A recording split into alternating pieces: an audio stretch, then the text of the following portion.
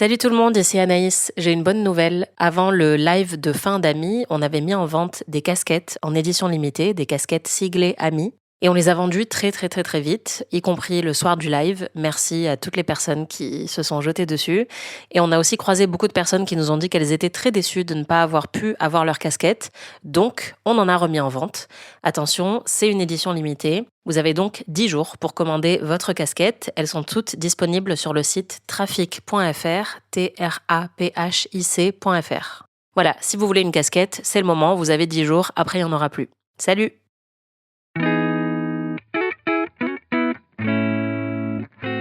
Bonjour et bienvenue dans Ami, le podcast où on n'a toujours pas fini de parler de nous. Salut, moi c'est Anaïs et j'ai toujours rêvé d'avoir un spectacle de 3 heures consacré à ma vie et mon œuvre.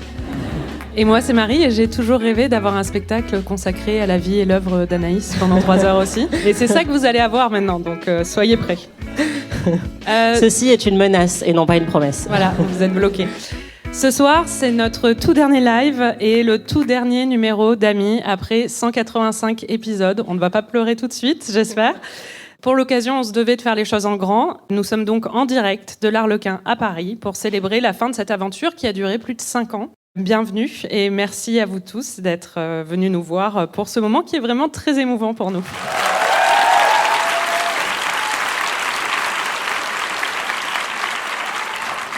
Alors cette dernière, elle est d'autant plus particulière qu'on ne va pas débriefer un film ou une série comme on le fait d'habitude.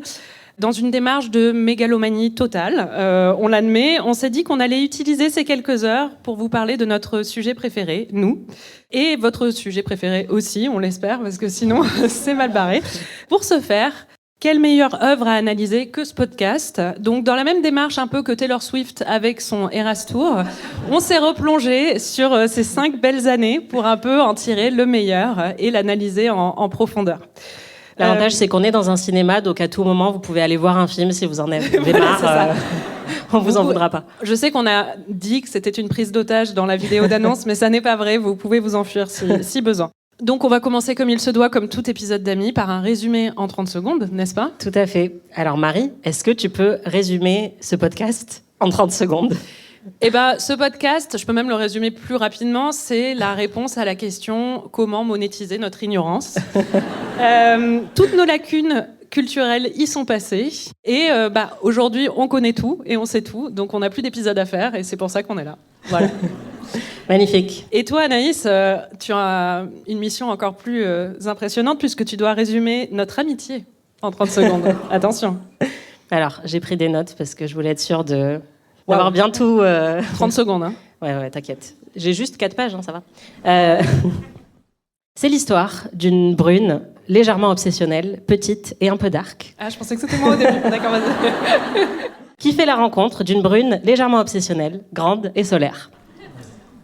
Au début, elles ont peur l'une de l'autre. C'est vrai. Surtout, j'avais peur de toi, je pense.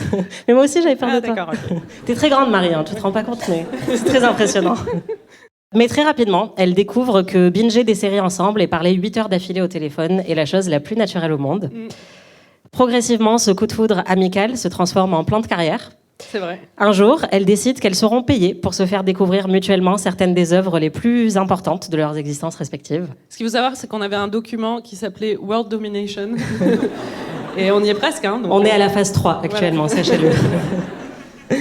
Et 5 ans plus tard, elles se rendent compte qu'elles ont créé ensemble une des œuvres les plus importantes de leur existence commune. Oh waouh. C'est très beau. Voilà. Et elles se retrouvent sur scène à pleurer devant 400 inconnus. Ouais, c'est ça. Non, ils sont pas inconnus. Maintenant, c'est vrai. On est entre amis. Est entre amis. Pour ceux qui ne le savent pas, avant Ami, il y avait PIC TV, qui était notre premier podcast dans lequel on parlait de séries. Je ne sais pas s'il y a des gens ici qui ont écouté PIC TV. Merci beaucoup. Les autres, on vous a repérés et on viendra vous parler à la fin. Ce que vous ne savez sans doute pas, c'est qu'avant PIC TV, il y a eu un autre podcast qu'on a fabriqué toute seule. Et ça s'entend. Et c'est vraiment... Ça s'appelait Promotion Canapé. Voilà. On était très très fiers de notre titre. On était hyper fiers de notre titre, on avait dessiné le logo. En fait, C'est vrai ça, enfin tu avais dessiné le logo. Oui, c'est vrai. On vivait séparément à l'époque, enfin on vit toujours séparément, mais on était séparés par un océan. Je sais qu'il y a des gens qui pensent qu'on a une relation plus intime encore. Théorie du complot. Voilà, exactement. Mais que l'on entretient avec plaisir. À l'époque, on était séparés par un océan et on s'appelait assez régulièrement pour des sessions de débrief de à peu près 7 ou 8 heures. Ça nous est arrivé vraiment de parler, je pense, 6 heures au téléphone. 8 heures. Voilà, et on s'était dit que vraiment tout ce qu'on disait était absolument brillant et hilarant et que ça méritait clairement un podcast. Et donc on s'était enregistré pendant vraiment de nombreuses heures et après on avait passé, je pense, 10 000 heures à éditer ce truc. Et pour ce résultat, vous allez l'entendre, il y a 12 personnes qui l'ont entendu et je pense que parmi ces 12 personnes, en fait, c'est nous. Il y avait nous et nos parents. Ouais. Mais je crois qu'on l'a réécouté de nombreuses fois en fait. Et c'est sur SoundCloud si vous non, voulez. Non, n'y allez surtout pas. Le truc demain, il va avoir 2000 vues, on comprendra pas pourquoi. Non, surtout pas. Non, vraiment, là, c'est un petit moment et c'est tout ce que vous aurez. Et c'est très bien comme ça. Profitez-en. Salut tout le monde, bienvenue dans Promotion Canapé, le podcast qui parle de séries, de femmes et de pop culture. Salut Marie. Salut Anaïs, ça va ? Ça va et toi ? Ça va. On devrait peut-être se présenter un petit peu. Voilà. Donc, on est toutes les deux journalistes. Hein. Jusqu'à nouvel ordre. Moi, je vis à New York. Et moi, je vis à Paris. Et on regarde beaucoup de séries. On passe notre vie sur notre canapé. En vrai, moi, je passe ma vie sur mon lit, pas sur mon canapé, mais bon, c'est pas grave. Moi, j'alterne entre lit et canapé, si vous voulez tout savoir. Et on a décidé de faire un podcast parce qu'on adore les séries, qu'on en parle tout le temps. Et voilà. Voilà. Bienvenue à vous. Vous savez pas ce qui vous attend. Ouais. Vous allez kiffer grave. Vous allez pas être déçus du voyage. Donc voilà, étrangement, ce podcast n'a duré que 2 épisodes. On avait encore beaucoup de chemin à parcourir. Et vraiment, je pense que la clé de notre succès, au final, c'est la rencontre avec Aurélie, qui est en régie, là, et qui est notre productrice depuis 5 ans. Et qui a vraiment fait que ce que vous avez entendu là est devenu quand même un peu mieux. Ouais, grâce à elle. Voilà. Oui, non, clairement. Pourquoi s'arrêter en si bon chemin, on peut dire. On a tenu 2 épisodes, c'est ça ? Ouais. C'est, et puis ils étaient longs, hein, mais enfin bon, bref. Bon, ça, c'est quelque chose qu'on fait aussi avec Amis. Oui. On vous propose de revenir au tout début d'Amis, avec la saison avec laquelle tout a commencé.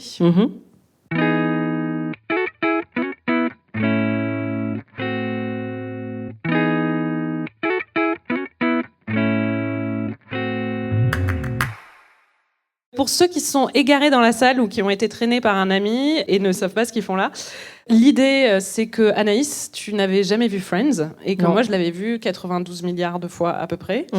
Et que j'avais vraiment pas envie de regarder Friends, en fait. Non, mais c'est vraiment ça. Ce qu'il faut savoir, c'est qu'il a fallu que vraiment je la travaille au corps pendant des mois pour la convaincre de faire ce projet. Elle avait compris l'intérêt professionnel, mais elle n'en avait tellement pas envie. Voilà, exactement. Elle n'en avait tellement pas envie. Et c'est parce qu'on a réussi à convaincre aussi Slate qu'elle a été forcée au final. Hein. Vraiment, c'était très compliqué. Ouais. Après, heureusement, on avait l'habitude, en travaillant à BuzzFeed, de s'imposer des choses. Ouais, et de se dire que les trucs qu'on n'avait pas vus, ça pouvait avoir un intérêt un jour de se les garder sous le coude pour les découvrir de manière professionnelle. Et j'imaginais pas du tout avec cette première saison que ça deviendrait ce que c'est devenu aujourd'hui. Mais clairement, merci de m'avoir convaincue parce que c'était vraiment pas gagné au début. Ouais, et au début, oui, c'était difficile, mais il y a un élément qui t'a tout de suite convaincue. Dans mes notes, j'ai écrit où Ross arrive avec son t-shirt rentré dans son pantalon, miam miam. Elle commence à sortir avec un mec qui s'appelle Ross, qui est joué aussi par David Schwimmer, mais avec des prothèses. C'est ça que je voulais te demander, parce que je me suis demandé pendant tout le truc si c'était lui ou s'ils avaient juste trouvé une version moche de David Schwimmer. Oui. Franchement, parfois, t'es brillante. 99% du temps, t'es brillante. Mais il y a 1% où vraiment, je me pose des questions. Je me suis vraiment posé la question parce qu'il y a une scène où, en fait, ils ont l'air de pas faire la même taille. Donc, je me suis dit, mais c'est pas possible, ils ont trouvé un sosie. Mais non. On a décidé de nous aussi jouer à ce jeu. Et peut-être que notre amitié aussi prendra un coup comme celle de Chandler et Joey. Mais je ne pense pas quand même. Parce que... Faut que je me vide la tête, c'est ça? Faut que je me vide l'esprit. Oui, et que t'ailles très vite. Ok. Faut pas que je réfléchisse, en fait. Quand tu me poses les questions, il faut que je... J'ai hyper peur. Ouais, moi aussi, j'ai hyper peur. Faut que ce soit instinctif, en fait. Staline ou Hitler? Non, je plaisante. Ah putain, là j'ai paniqué.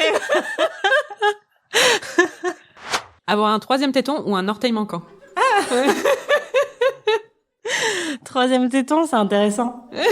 D'accord. Mais je voulais préciser que j'aime vraiment beaucoup regarder Friends, en fait. Ouais. Trop bien. Qu'est-ce qui s'est passé dans ces 12 épisodes? Brad Pitt.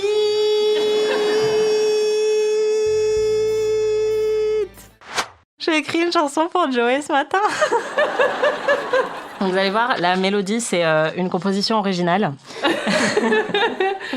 Anaïs, c'est très bonne pour écrire des chansons. Je veux pas iPad Pro. Non, mais pas du tout. C'est... Bref. Ok, c'est parti. Mon ami Joey, palapalapa. Mon ami Joey, palapalapa. Ses neurones sont atrophiés, mais il porte bien le col roulé. Et puis, c'est le meilleur ami dont on puisse rêver.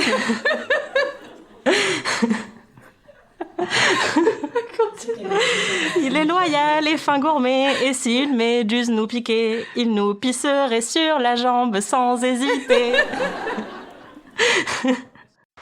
Tu préférerais revoir toute la série une nouvelle fois du début à la fin ou te faire épiler le cif à la cire tous les jours pendant 1 an, ça repousse à chaque fois? Épiler le cif. Parce que les gens savent pas, c'est que c'est hyper fun. C'est vrai que le cif, c'est pas très douloureux, mais tous les jours pendant 1 an. Passion cif. Honnêtement, tu revois les épisodes à quelle fréquence? Parce que je sais, elle disait ça à la fin, mais depuis, je crois savoir, parce que tu me l'as dit, que tu as revu Friends.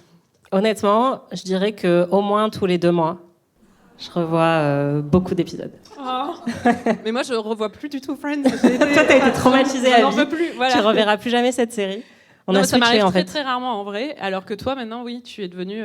Ouais, bah en fait, dès que j'ai un coup de blues ou que je suis très fatiguée et je me dis, bah en fait, je fais ce que tu disais faire avant avec Friends, c'est-à-dire que tu le mettais en fond juste pour avoir quelque chose de rassurant, mais sans vraiment te focaliser sur la série. Et ça m'est arrivé plein de fois de faire ça depuis donc cette fameuse saison il y a 5 ans. Et Étrangement, ouais, je fais pas ça avec Twin Peaks, mais. Ouais, je sais pas pourquoi vraiment. Mais bon, c'est ma plus belle des victoires. Honnêtement, je suis hyper contente d'entendre ça. Mais surtout, ce que je veux savoir, c'est est-ce que après tous ces revisionnages, ton crush tellement étrange sur Ross persiste, quoi? Toujours. Mais je suis désolée, non, mais Ross, il est trop frais en fait. Il est tellement frais. Il y en a qu'on qui pourrait le vendre partagent chez le l'avis primeur, d'Anaïs ici. Ah, merci. Quelques courageux, mais. Le bubble butt de Ross n'abandonnera jamais.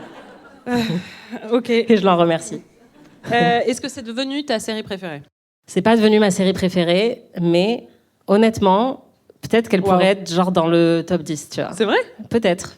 En fait, je me retrouve à la citer déjà, ce que je ne faisais évidemment pas avant, mais maintenant je me retrouve à être la personne en soirée qui dit « Ah, comme Ross dans Friends !» Et je suis très contente aussi quand des gens citent des références à Friends et que je comprends tout de suite et je peux participer à la conversation, je suis vraiment trop heureuse. Tu te souviens le mépris que tu avais pour nous quand même? Mais ouais, vraiment, et je suis désolée. Enfin, je sais pas si je suis désolée, je pense que j'avais besoin de passer par cette phase de rejet, tu vois. Ça t'a construit. Avant d'être convaincue. Mais non, mais je suis trop contente de l'avoir fait comme ça aussi et d'avoir analysé en fait avec toi le génie comique de la série, parce que ça, j'en avais pas du tout conscience quand on le regardait au collège et que mes potes regardaient. C'était en français, il y avait des rires enregistrés. Moi, je trouvais ça vraiment débile. Et en fait, d'avoir pu s'y confronter d'une manière professionnelle, bah, ça m'a permis vraiment d'apprécier la série, quoi. Donc ouais, maintenant, je pourrais me retrouver à la défendre, tu vois, dans un colloque. Ok, un bon entendeur. Appelez-moi. Bon, pour ce dernier épisode, on s'est donné pour défi de... Enfin, c'est moi en plus qui ai eu cette idée un peu folle, de tout réécouter. C'est genre les meilleures idées de Marie. Voilà. On a beaucoup hésité, en fait. On se disait, qu'est-ce qu'on va faire pour marquer le coup? Il faut que ça ait du sens. On n'avait pas forcément envie de choisir un film ou une série. Enfin, c'était trop compliqué logistiquement. Donc, on s'est dit, qu'est-ce qu'on va faire de très simple? Réécouter 185 épisodes de podcast, prendre des notes et faire une compilation de tout ce qui était bien et pas bien dans ces 185 épisodes. C'est extrêmement narcissique, c'est un énorme ego trip, mais est-ce que tu as... Parce que moi, je dois l'avouer, j'ai vraiment pas tout réécouté, j'ai abandonné très très vite. Tu as tout réécouté, toi? J'ai presque tout réécouté. Je dois admettre, malheureusement, que j'ai pas réussi. J'ai vraiment essayé un peu, par esprit contrarien, tu vois, pour prouver que je pouvais le faire, mais j'en ai réécouté 170. Waouh. Alors, ce qu'il faut savoir, c'est qu'Anaïs écoute. C'est horrible. Déjà, c'est une expérience assez traumatisante de s'écouter. Oui, non, là, clairement, j'ai fait 2 ou 3 ruptures d'anévrisme pendant l'expérience. Vraiment, nous écouter, c'était douloureux. Et donc, mais elle l'écoute en 1.5, en fait. Ce qui est vraiment, je sais pas, c'est une recette. Mais en fait, j'ai l'impression, je supporte pas de m'entendre en vitesse normale. J'ai l'impression d'être vraiment demeurée. Et du coup, je m'écoute en 1.5. Et puis là, c'était obligé. C'est-à-dire que j'aurais pas pu. Déjà, j'ai pas réussi à faire les 185. Mais si j'avais pas mis en 1.5, j'aurais jamais réussi. Mais du coup, oui, j'avais vraiment les oreilles qui saignaient à la fin de la journée parce que comme ça pendant des heures et des heures. Ouais, et moi je me suis arrêtée parce que c'était douloureux et aussi, je dois avouer, parce que j'ai eu une nouvelle passion et une nouvelle obsession qui s'est emparée de moi, qui est Heated Rivalry, la série. Voilà, et je ne vivais que pour ça, je ne pensais qu'à ça, je ne lisais... C'est encore le cas. Hein. Voilà, c'est vrai. Et donc, je n'avais de place pour rien d'autre dans mon cerveau. Donc, j'ai abandonné. Bon, j'en ai écouté quand même pas mal, mais j'ai dû en écouter une trentaine ou une quarantaine, mais pas 170, ça c'est sûr. Est-ce que tu as une saison préférée ? Alors, c'est vraiment très difficile de choisir entre tous ces bébés. Mais je pense que ma préférée, c'est la saison horreur romance. Parce que c'était tellement le mix de nos 2 passions à nous, alors que pour les autres, on a passé parfois beaucoup de temps sur un truc que l'autre kiffait et où nous, on devait un peu se mettre dans le bain. Et là, en fait, chaque semaine, on pouvait alterner. Et c'était trop chouette. C'est quoi, toi, ta préférée ? Ouais, c'est pareil. Ouais. Et pour les mêmes raisons. Ouais. Donc, c'est pas très original, mais on a fait un sondage sur Instagram et visiblement, déjà, cette saison n'est pas du tout remontée, donc c'est pas très partagé. Mais Friends reste la préférée de tout le monde, quoi. Ouais, de très très loin. Et après, je comprends, c'est aussi, c'était la première, c'est celle qui a ramené plein de gens aussi, d'auditeurs, donc... Et surtout, il faut qu'on parle de notre hors-série préférée. Je pense qu'on partage le même, qui est Twilight. Ouais. Twilight, qui a la meilleure blague pour moi de tout le podcast. On passe au meilleur. Jasper, ton préféré. Jasper, un homme hanté par des siècles de constipation. Un Imodium humain. Au teint de Smecta.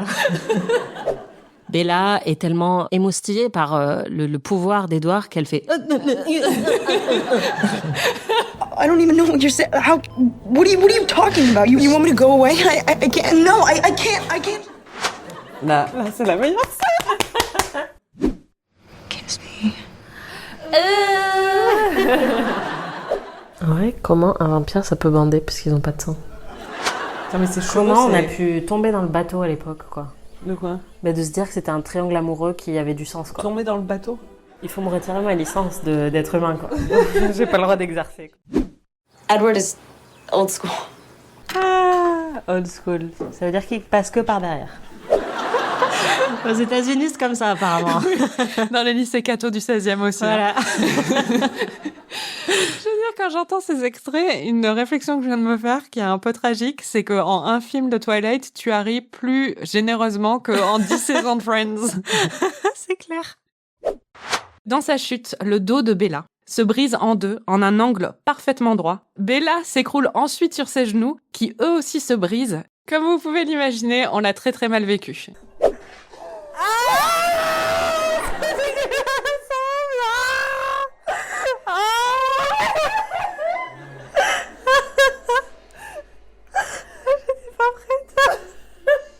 Ah, c'est ignoble. Je me suis cachée en plus.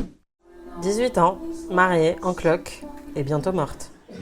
Salut, moi c'est Anaïs, et s'il y a des vampires qui nous écoutent, vraiment, je suis candidate. Ça y est, c'est une nouvelle personne qui répond au nom de Bella. Elle fait trembler tous les villages.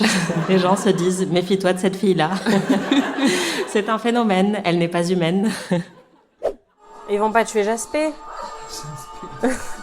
Non. T'arrêtes pas de l'appeler comme ça. Non. Oh, mais non, mais putain, c'est pas possible, mais c'est quoi ce film? Comment j'ai pu oublier ça? Je l'ai vu au cinéma en plus. Et là, plot twist, on réalise qu'en fait, toute la bataille qu'on vient de voir depuis 10 minutes, c'est la vision d'Alice, qu'elle a juste montrée au roi des Volturi, et que donc Jasper n'est pas mort. Oh, c'est bien au cinéma, tout le monde a applaudi. Ah, c'est trop bien. Je l'ai vu au cinéma aux États-Unis et c'était vraiment génial. Les gens se sont levés, les gens ont applaudi en chœur. Et tu as oublié. Mais parce que moi, je me souviens de l'expérience, je me souviens pas des détails. En fait, ce que je me dis, c'est qu'on aura toujours des choses à se dire parce que t'oublies tout. C'est clair. C'est vrai. Ce qu'il faut savoir, c'est que quand tu as fait la référence à Maître Gims, je n'avais jamais entendu cette chanson et je ne comprenais pas du tout la référence. Silence total dans le studio. Et on regardait vraiment comme ça en mode qu'est-ce qu'elle est en train de raconter. Et je me disais waouh, c'est un joli poème, je sais pas. Mais j'étais passée complètement à côté de ce truc parce que j'étais pas en France à l'époque parce que visiblement c'était inévitable. Mais peut-être qu'on aurait dû faire une saison Maître Gims. Hein. Peut-être qu'on aurait dû une faire nouvelle découverte. Un final Maître grave. Gims. Ah putain, opportunité ratée. Exactement. Bon, dans les hors-séries, il y avait aussi 50 Shades et il y a eu aussi Harry Potter. Harry Potter et Le Seigneur des Anneaux. Franchement, c'était très difficile de les départager parce que moi, je les aimais tous beaucoup, même sur des œuvres que je n'aime pas. Comme Le Seigneur des Anneaux, tu veux dire ? Par exemple. Ne repartons pas là-dessus. Quand on vous a demandé vos moments préférés sur les réseaux, il y en a 2 en particulier qui sont revenus et qui font partie de cette saison Harry Potter. Le premier, je ne sais pas si vous vous souvenez de Buckbeak. Ça vous rappelle le truc qui vole. C'est un hippogriffe. Ah voilà, un hippogriffe. On avait un peu de mal avec son nom. Ouais. En français, il s'appelle Buck. Plus simple. Ça aurait peut-être aidé pendant ce visionnage parce que disons qu'on l'a rebaptisé maintes fois. Il va s'échapper Buckwheat. Le truc, c'est Dumbledore, à chaque fois, il est pas clair, quoi. Il aurait pas pu leur dire, vous pouvez sauver Buckbeak. Ouais, c'est clair. Ah, ils vont sauver Blanc-Bec. Ouais, Big Bec. On fait la connaissance de Buckbeak. Ouais, c'était très dur. Et bon, il y a un autre moment. Alors, ouais, le meilleur moment, et il y a beaucoup de gens, je ne sais pas s'il y a des gens ici qui ont participé justement quand on a demandé sur Instagram quels étaient vos moments préférés, mais celui qui est beaucoup revenu, c'est un moment absolument fabuleux dans le dernier film Harry Potter. Ah oui, c'est dans le dernier, oui. Marie a pleuré toutes les larmes de son corps à un moment, pendant que moi, j'étais totalement indifférente à ce qui se passait sous mes yeux.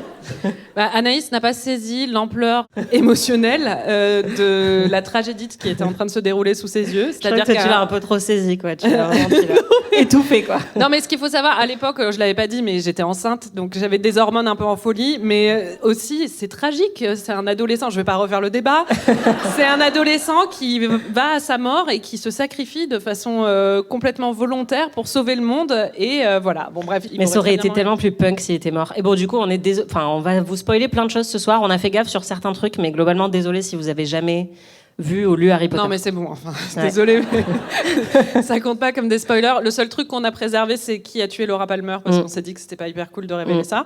Et non. Mais oui, bon, j'ai pleuré toutes les larmes de mon corps. J'ai très envie de réécouter cet extrait où tu pleures vraiment de manière démesurée. You've been so brave, sweetheart. C'est trop triste. Cette partie dans le livre, ça me... C'est pas si triste que ça. Au contraire, c'est bien. Bah non, c'est trop triste. Mais c'est pas triste, il voit sa mère. Mais non, c'est horrible, c'est beau. C'est pas horrible du tout, il voit sa mère. Mais non, mais c'est beau, mais c'est hyper triste. En fait, c'est juste qu'ils sont là pour l'accompagner mourir, Anaïs. Mais il va vraiment mourir. Bah, il va se sacrifier à la fin, il est sur le chemin de son sacrifice. Et c'est pour ça... Non, mais c'est pour ça qu'il a cette pierre. Et du coup, en fait, cette pierre, elle est là. Ils sont là pour l'accompagner et être avec lui au moment où il se sacrifie, quoi. Oui, mais il va pas mourir. Mais on s'en fout. Là, il est dans un point de vue où il va mourir.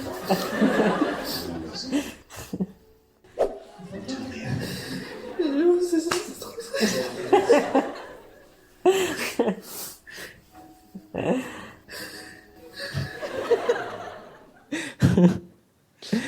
Oh. Ouais. Bah oui, mais je maintiens que c'est un moment très très triste. Dans le livre, je me souviens, mais je pouvais même pas lire les mots sur la page, quoi. Tellement je pleurais, et quand je l'ai relu le livre, c'était pareil. Et après, c'est là qu'il est dans une gare toute blanche. Ouais. Et après, il voit le vol de fœtus. Exactement. Ça, c'est moins triste. Mais c'est très mignon. Mais non, mais son chemin vers la mort. Anaïs a des passions un peu étranges. J'ai un petit kick pour Voldemort. Voldemort, Gollum, ouais. Groot, ouais. plein de créatures. Ouais, tout bon, le après, petit Groot, truc il est mignon, mignon mais méchant, tu vois. Anaïs a aussi une autre particularité, c'est qu'elle a un talent pour les jeux de mots, qui s'est beaucoup exprimé lors de la saison justement sur Harry Potter, mais aussi lors des saisons sur Le Seigneur des Anneaux, et enfin toutes les saisons, mais vraiment Harry Potter. Les trucs et de fantasy, c'est trop facile en fait. Ils ont tellement de noms bizarres que c'est très facile de faire des jeux de mots un peu pourris. On a fait un petit florilège. Je m'excuse. Est-ce que l'existence de Fleur de la Cour implique aussi l'existence de Fleur de la Rue ? Et est-ce que l'existence de Cédric Diggory implique aussi l'existence de Cédric Digopleur ? Faut parler de la sous-intrigue avec Willem Dafoe, Malheureusement. puisqu'il le faut. Il le Dafoe. Et est-ce que l'existence de Voldemort implique aussi l'existence de Voldevie ou... Et est-ce que quand Dumbledore, après Dumbledore se réveille, est-ce que tu sais comment les Uruk-hai disent bonjour dans Drag Race ? Vas-y. Uruk-hai.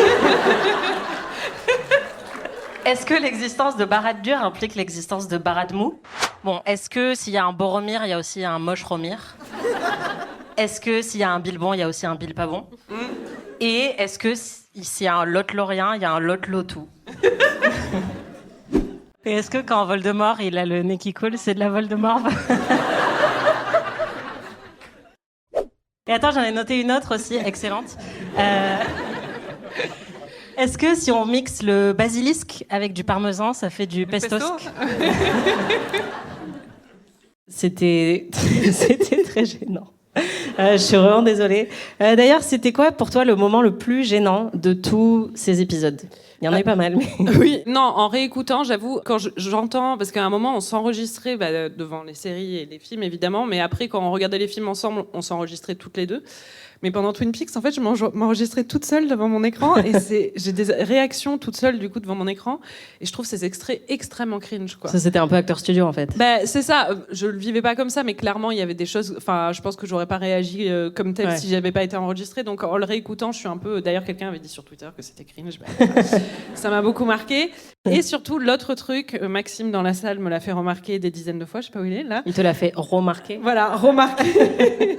C'est le fait que pendant des saisons, je ne savais pas prononcer remarquer, regarder, mais je disais regarder et remarquer. Et maintenant, ça me hante. À chaque fois que j'écoute ces épisodes, je ne peux rien entendre d'autre. C'est horrible. Voilà, c'est l'accent pied noir de ma grand-mère qui revient par moment. Il y a un autre extrait, on entendra. Moi, je trouve que ça donne beaucoup de charme à c'est gentil, mais tes participations. Ça va, mes participations. C'est quoi, toi, les moments les plus gênants ? Honnêtement, il y en avait moins en réécoutant que ce que je craignais, parce que vraiment, j'avais un peu peur avant de tout réécouter. Mais je crois que le pire, c'est dans la saison sur Friends, on a fait un quiz dont vous avez entendu un petit bout tout à l'heure, pour imiter un des quiz qu'il y avait dans Friends. En fait, on avait préparé les questions qui devaient être posées sur nous-mêmes à l'autre. Et j'avais une question où c'était « Qu'est-ce que je fais quand je suis très fatiguée ?» Et Marie a répondu « Je sais pas, elle est méchante. » Et je l'ai hyper mal pris.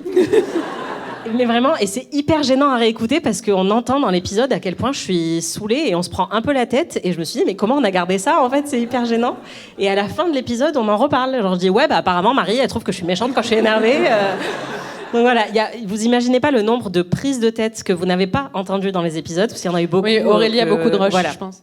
On a vraiment eu des moments où c'est genre, mais tu me fais la gueule ?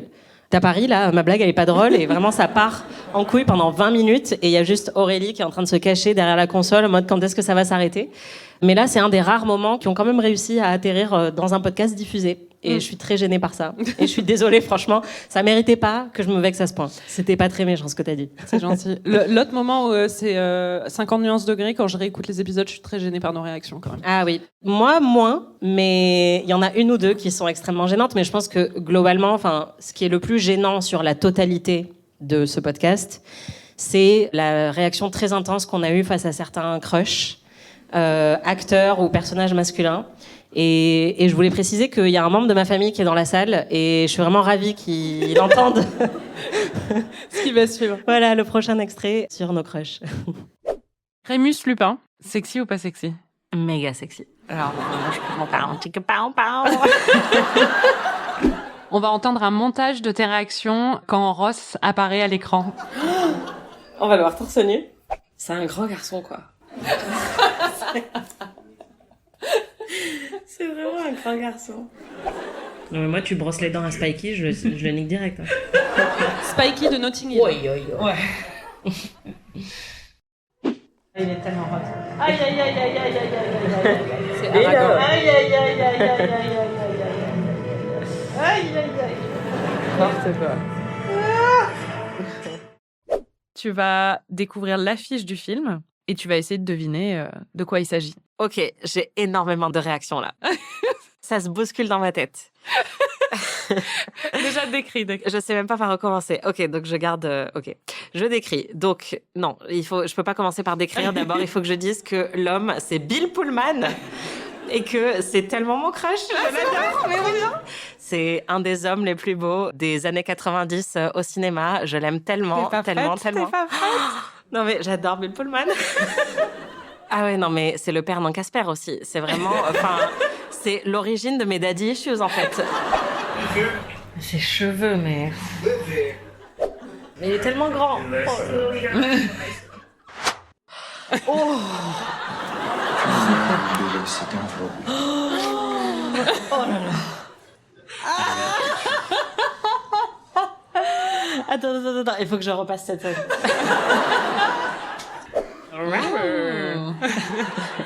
Ah là, ça va être bien. Oui, c'est là où on voit le début des poils de sa bite. Exactement. C'est un révolutionnaire, Mads. On verra. Quel est con. Il veut renverser le pouvoir, mais il va la renverser, elle. Bon, ce que vous savez peut-être pas, c'est que notre amitié s'est fondée sur les crushs. Enfin, c'est le premier truc qu'on s'est dit, je pense, c'est qu'on aimait toutes les deux Juliane Casablancas et les mecs avec des yeux de poisson mort, c'est ça ? Ouais. Non, on avait fait un voyage Les cheveux scolaire noirs. un peu quand on était en école de journalisme et on était terrifiés l'une par l'autre et vraiment on se parlait pas et je m'étais dit ça va être un enfer ce voyage et en fait on est arrivé à une soirée et il y avait un homme qui clairement avait pas l'air très bien mais avait des yeux très cernés et globuleux et on a tout de suite flashé quoi parce qu'il ressemblait à Julian Casablancas, le chanteur des Strokes. Et c'est là que notre amitié est née. Voilà. Exactement. Donc en vrai, enfin oui, une grosse partie de notre amitié a été basée sur les crushs, donc il fallait s'attendre à ce que ce podcast se transforme en crush village, quoi. Exactement. Qu'est-ce qu'on va raconter après? Mais on a écrit ça, mais ça n'a pas du tout de sens. On a écrit d'ailleurs, c'est en lien avec la question suivante, mais c'est pas en lien du tout. C'est pas grave. Marie, quel est ton plus grand regret? Non, en vrai, c'est un peu... En vrai, ma réponse est un peu en lien, donc c'est peut-être pour ça. Ok. Mais c'est de pas pouvoir... Enfin, Anaïs n'a toujours pas vu Heated Rivalry, et encore une fois, je dois dire, Désolée. Si on avait pu faire une saison dessus, ça aurait été super. Ouais. Je pense que vraiment... Bah ouais, C'est on aurait dommage. pu, hein. Ouais. Ouais.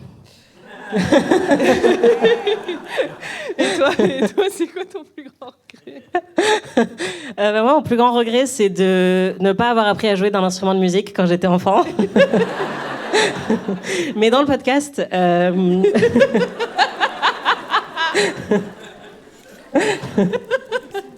Non, en vrai, mon plus grand regret en écoutant tous ces épisodes, c'est de t'avoir forcé à regarder le film Creep en devoir, en plus du film Blair Witch que tu avais Ah oui, détesté. je me Et je t'ai souviens dit, mais peut-être que si tu regardes Creep, là, tu vas comprendre le found footage, tu devrais vraiment le regarder.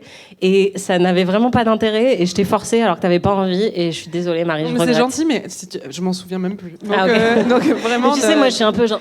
Faut pas que ça te tienne éveillé la nuit, parce que je me souviens même plus Contrition. de ce film. Donc, Et ta plus grande fierté? Ma plus grande fierté, déjà, c'est quand on a regardé l'épisode, on a fait l'épisode sur Suspiria, et que t'as dit non mais il y a pas besoin de comprendre l'intrigue, il faut se laisser porter, c'est un film de vibes, et que t'as adoré la musique de Goblin dans Suspiria. J'étais trop fière parce que je pense que c'était un long chemin. Ouais.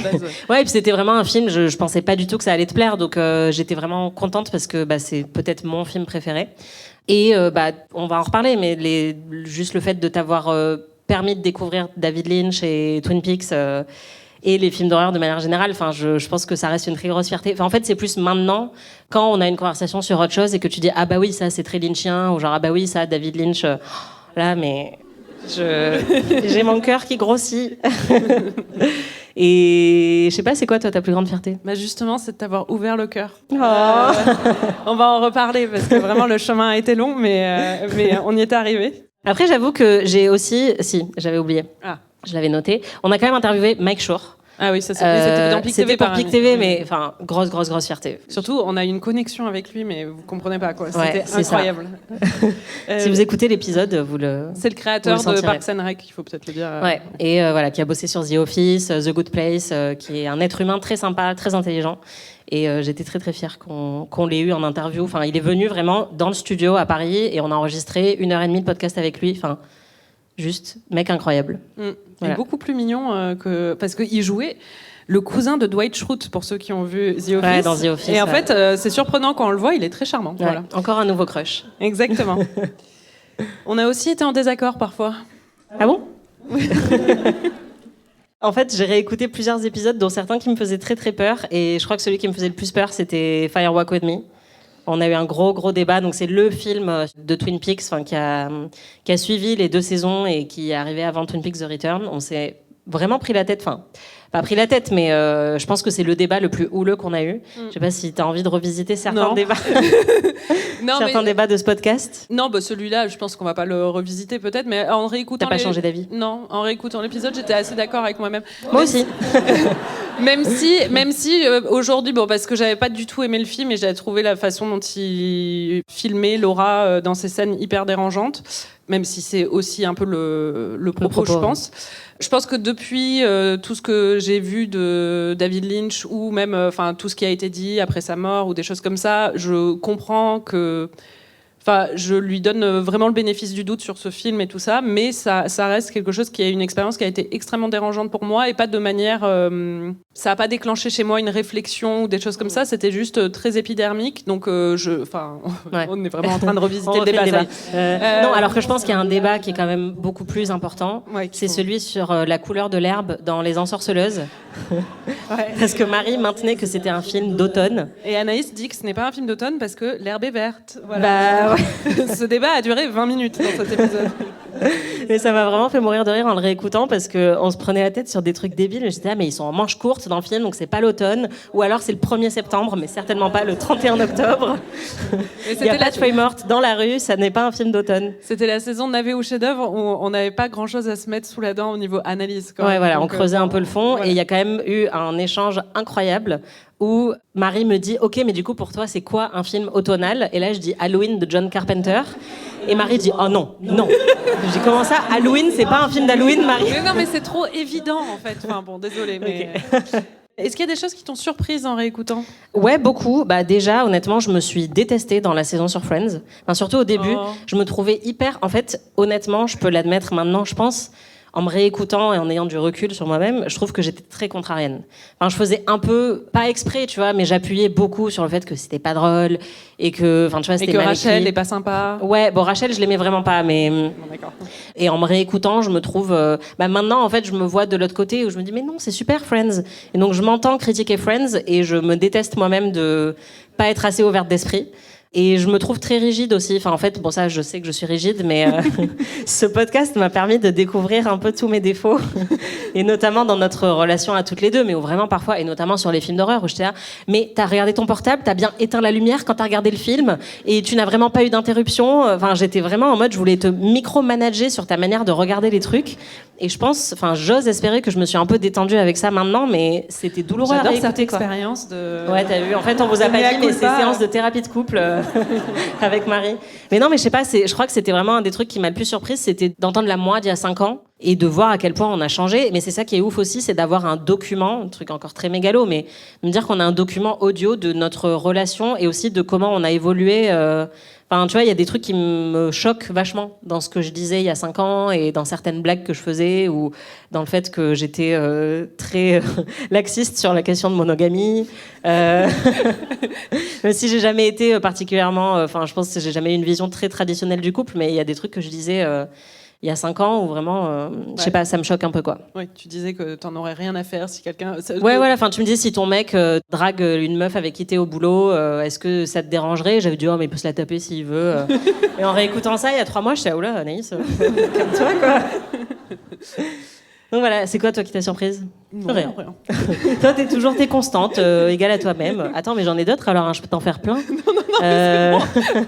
C'est quoi le truc que tu regrettes le plus de m'avoir fait découvrir ? À part Creep ? Non. Oui. Clairement, elle l'a supprimé de son disque dur, donc tout va bien. Bah, Blair Witch. Blair Witch, c'est toujours très très violent à entendre. J'ai pas été hyper réceptive. Marie, est-ce que tu as eu peur devant ce film? Pas du tout. Je pense que c'est celui qui m'a fait le moins peur et c'est aussi j'ai pas aimé en fait. Bah, j'allais dire, Marie, est-ce que tu as aimé ce film? Non. Bon, le flipomètre, sur une échelle de 0 à 10... 0. Oh, ok. Bon, allez, non. 0,5 pour la dernière image. Merci. Généreux. C'est quoi, toi, le truc que tu regrettes le plus de m'avoir montré? 4 mariages en enterrement, franchement, j'ai pas compris que t'es pas adoré, mais c'est pas grave. Et vous avez un message aussi, t'as vraiment... C'est vrai. Film culte, parfait en tout point, et que tu n'as pas du tout... Film automnal, apprécié. pour le coup. Ah, Il y a très des feuilles automnal. mortes dedans. Voilà, que tu n'as pas du tout apprécié, donc je ne comprends pas. Quand Harry rencontre Sally, c'est de la carbo, tu vois, et You've Got Mail, c'est des pâtes au beurre, quoi. C'est genre, les deux sont bons. Les deux sont bons, mais il y en a un qui est délicieux. Et quand Harry rencontre Sally, c'est délicieux, et ça, c'est bon, c'est pas mal. On va inaugurer, après le flipomètre pour les films d'horreur, là, on a l'électrocardiogramme pour savoir à quel point notre cœur a battu.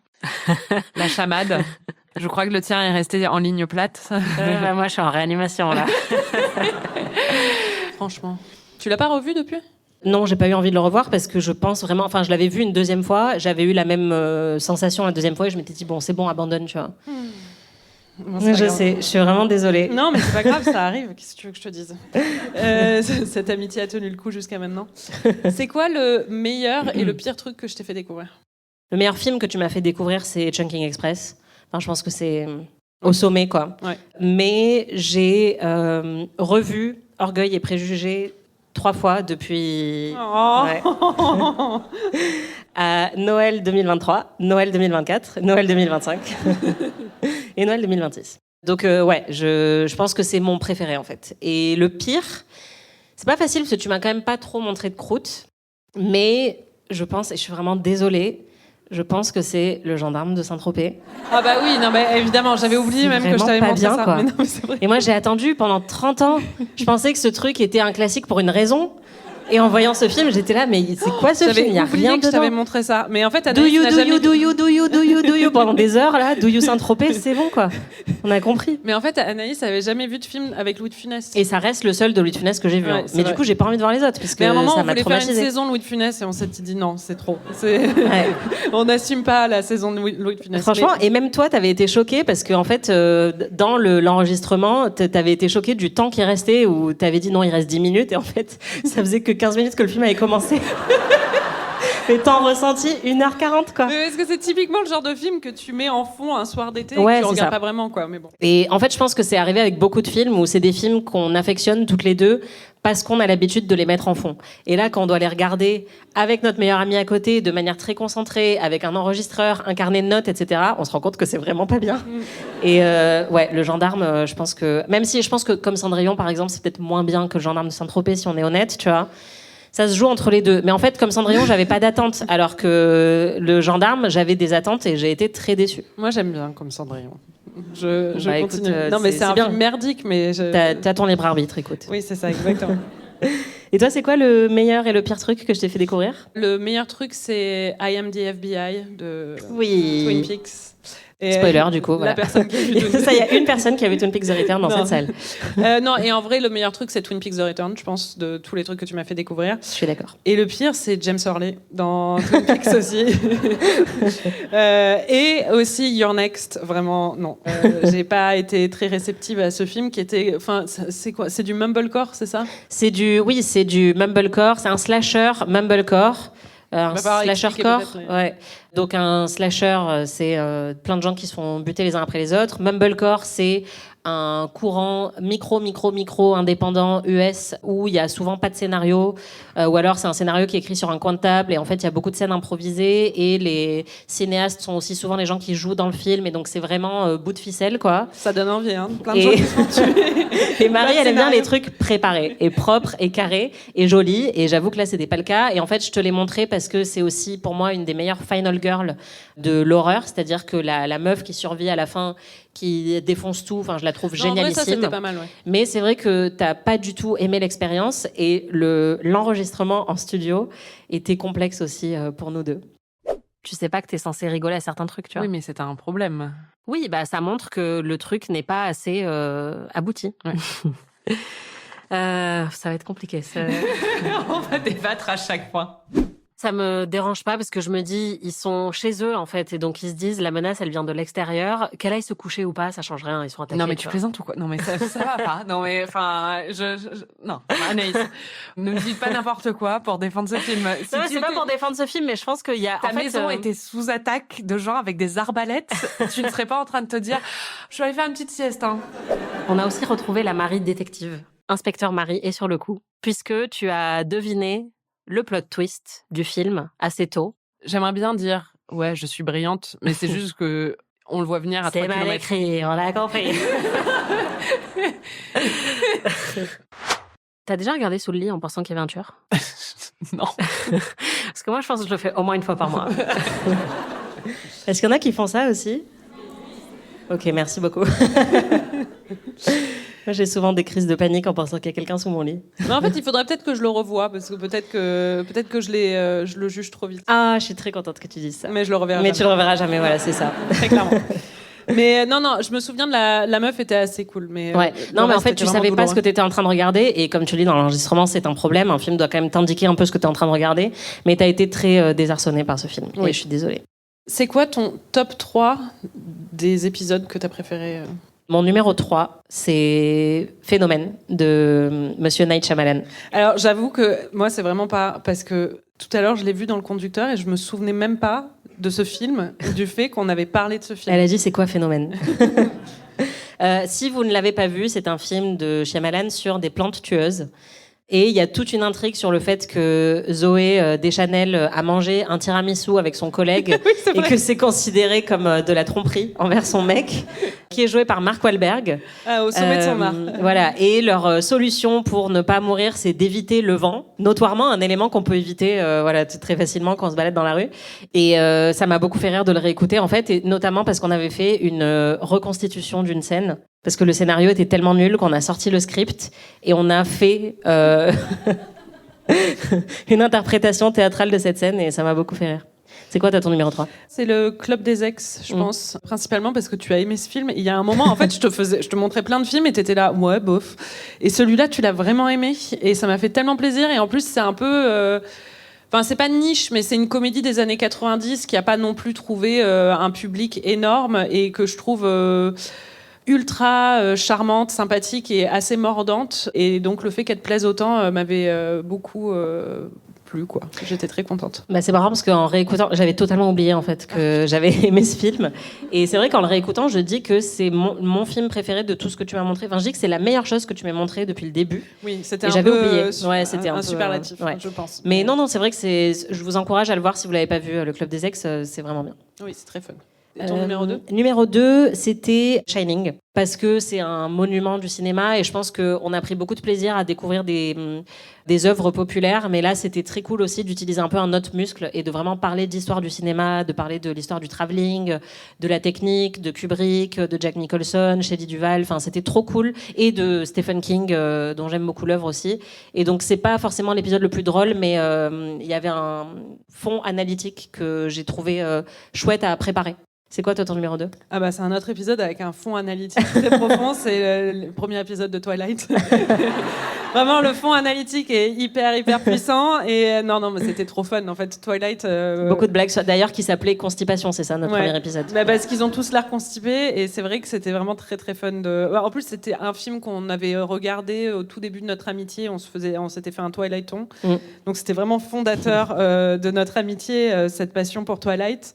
Ça reste un des épisodes que j'ai réécouté souvent pour c'est très étrange de se réécouter pour se détendre mais parce que je le trouve très marrant. T'es très drôle dedans. Oh, c'est très gentil. C'est quoi ton numéro 1? Mon numéro 1, c'est L'Exorciste. Nice. Parce que déjà, je pense qu'avec Twin Peaks The Return, ça a été la plus grande révélation de tout ce que tu m'as fait découvrir. Que c'est un film culte que j'avais jamais eu le courage de voir, mais aussi parce que ça m'a fait beaucoup rire, en fait. Non, mais ça, c'est ça qui était fou, c'est que moi, j'avais tellement peur de te le montrer parce que c'était un traumatisme de mon enfance. vacances. Je l'avais quasiment plus revu depuis parce que j'avais trop peur et je t'avais même dit tu devrais dormir chez moi après parce que tu auras peur de rentrer chez toi toute seule. J'ai dormi chez elle après. Hein, mais et voilà. Et en fait, Marie était hilar devant tout le film. Elle a trouvé ça mais hyper gaulerie quoi. Bah parce que c'est hyper subversif et il y a un côté très grisant quoi. C'est un peu comme The Substance quand on l'avait vu. Enfin, il y a un côté je sais pas cathartique quoi.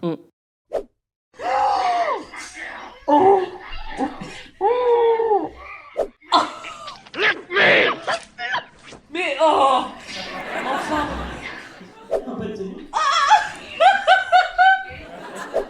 c'est très fun ce film.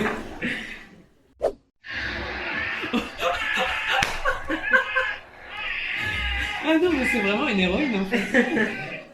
C'est vrai que c'est une héroïne. En vrai, mon truc préféré de ce podcast, c'était rire. Le gros crush sur le prêtre aussi.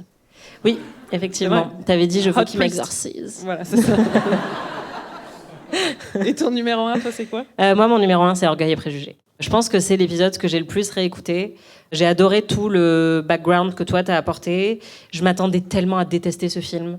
Enfin, vraiment, pour moi, Romance en costume, c'était... Je sais, ça a été ce que pour toi, L'Exorciste, voilà, ce que j'imaginais que ça allait être pour toi. Enfin, je me disais, je vais me pendre après avoir vu ce film. Et en fait, je l'adore. Je le trouve magnifique. À chaque fois qu'il repasse à la télé, je m'arrête et je dis « Oh, c'est Orgueil et Préjugés !» Et après, je t'envoie une photo. Mais vraiment, ouais, j'adore cet épisode parce que j'adore le film et j'ai adoré la conversation qu'on a eue dessus. On avait une petite tradition dans Navet ou chef-d'œuvre, la saison que moi j'ai le moins aimé faire parce qu'au bout d'un moment j'en pouvais plus de voir des navets, j'avoue. Mais en réécoutant... Alors qu'il n'y avait pas beaucoup de navets, il n'y avait que des chefs-d'œuvre. Oui, c'est ça, burlesque. Mais en réécoutant, c'est vrai que c'était assez marrant quand même. Et en fait, on avait une petite tradition dedans où on devait se forcer à lister 3 qualités et 3 défauts de chaque film. Et là, on va faire un peu pareil. Avec qui commence ? Je commence avec les défauts. Vas-y. Les défauts de Ami, le podcast. Premier défaut, on était trop longue. Trop longue. C'est ironique de dire ça dans une soirée qui va durer 3 heures. Mais franchement, 1h07 sur Nikita, 1h08 sur Braveheart. Ah non, mais c'est interminable. Il faut se contrôler. Abominable. Et surtout, pauvre Aurélie, quoi, qui avait, je pense, 1h40 d'enregistrement qu'elle raccourcissait. Vraiment, je pense, gros défaut. Ouais, non. Trop d'amis, pas assez d'ennemis. Je pense qu'avoir des adversaires, ça aurait été un peu marrant. C'est clair. Et d'ailleurs, nos ennemis sont ici ce soir. On les a invités. Et le 3e, c'est qu'il est fini. Oui. Oh. Et toi, les qualités ? Alors, première qualité, l'exhaustivité. Je pense qu'on a bien fait le tour. C'est ça. Deuxième qualité, le champ lexical vaste et surprenant. En fait, moi, je crois que c'était ça, une de mes plus grosses surprises. C'est des mots que j'ai employés pendant ces enregistrements où je me dis... T'as dit le mot chevaleresque à un moment dans ta vie. J'ai employé le mot pamphlet. J'ai aussi employé l'expression fossette de cul dans un épisode sur 50 Shades. Et vraiment, je pensais pas que j'arriverais là un jour. Donc voilà, rien que pour ça. Gamme, quoi. Voilà, un lexique vraiment complet, quoi. Belle qualité, je pense. Et la plus grande qualité de ce podcast, je pense quand même que c'est les auditeurs. Et donc vous, voilà.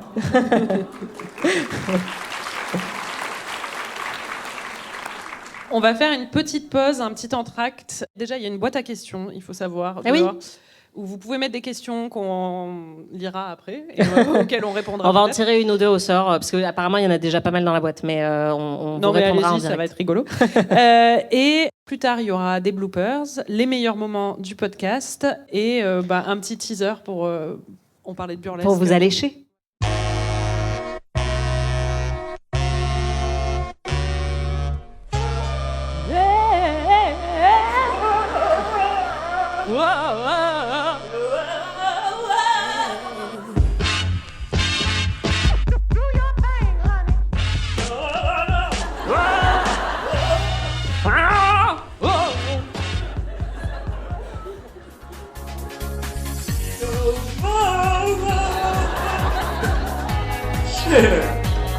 I can't tell you, I'm Cher. No. Cher. Du coup, on se retrouve dans 30 minutes. Ici, voilà.